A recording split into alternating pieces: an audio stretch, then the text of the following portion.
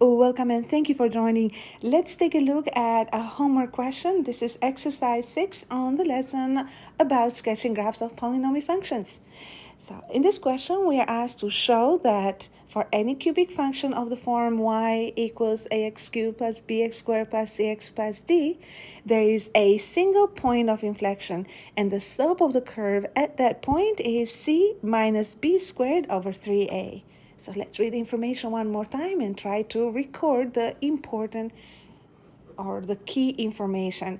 So we are given some cubic function. So that's a polynomial function of third degree. We're missing all the coefficients, so none of the coefficients are given. And we have to show that. Now, in mathematics, when we say show that, it means that we have to prove it, in other words. At any cubic function, there is a single point of inflection, which means that a cubic function should have only one inflection point, only one, POI. And we are also asked to show that the slope at the point of inflection is equal to c minus b squared over 3a. So we're going to start off by proving that there is only one point of inflection and then find the slope of it. So remember, to find the point of inflection, we use the second derivative of a function. So we'll start off with the first derivative, because we can't find the second derivative without the first, right? So, and then we have 3ax squared plus 2bx plus c. So second derivative will be based on the first, obviously. And here we go. We have 3a times 2x plus 2b. Remember that the derivative of c, since c is a constant, is 0. And I forgot to mention when we went in from the function to first derivative, similarly, the derivative of d is 0, and that's why d disappears from dy dx. So D stands for disappear. No, just kidding. There is no correlation. All right, then. So let's simplify the second derivative. So 3a times 2x will give 6ax. And then plus 2b. So at the point of inflection, the second derivative will be 0. So by making the second derivative equal to 0, we can figure out the value of x at the point of inflection. So we'll solve for x. So take positive 2b to the other side, which becomes negative. And isolate x. We need to isolate x from 6a, which is multiplying it. So that means we have to divide both sides by 6a. And that will give x equal to, in a more simplified form, negative b over 3a. Now, this would be the x-coordinate at the point of inflection.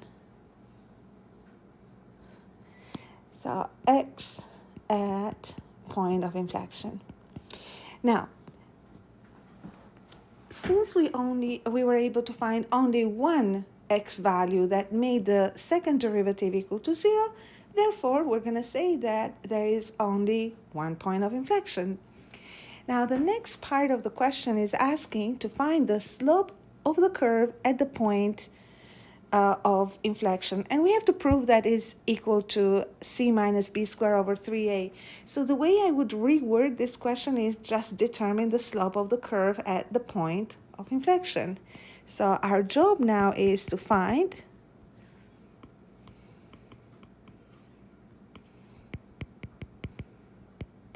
the slope of the tangent at the point of inflection, which is at x equals negative b over 3a. And once we find it, we have to check and see if this is what we get. And by doing this, we would say that we have proved that the slope of the tangent will be equal to whatever it's asked to. So to find the slope of the tangent, we use the first derivative. To evaluate the slope of the tangent at a specific point means to evaluate the first derivative at that specific point. So we're going to say that since the derivative is 3ax squared, so that means 3a, and instead of x, now we're writing negative b over 3a, and then plus 2bx, again instead of x, we'll write negative b over 3a. Okay, let's move this to the right. We have enough space, thankfully.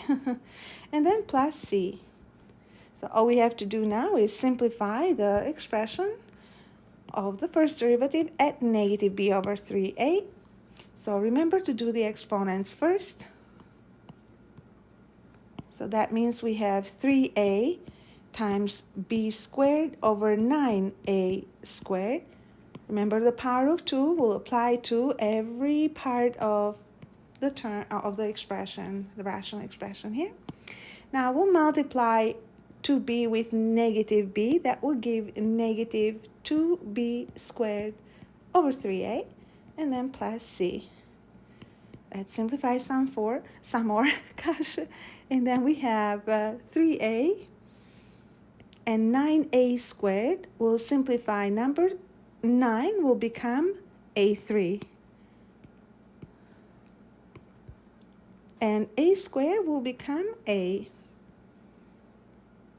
So to the power of 1. So that will make the first term b squared over 3a minus 2b squared over 3a, and then plus c. So simplify some more. We can combine these two terms. They have the same denominator of 3a.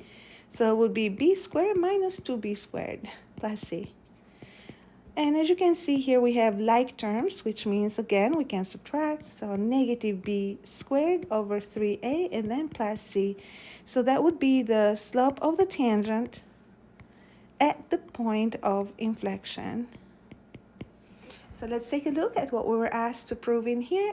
So we were asked to prove that that was equal to c minus b squared over 3a. And as you can see, this is what we obtained. So the exact format of the answer was c minus b squared over 3a, which is basically a rearrangement of the slope of the tangent that we found. I hope this made sense, and thank you for learning with me. Bye for now.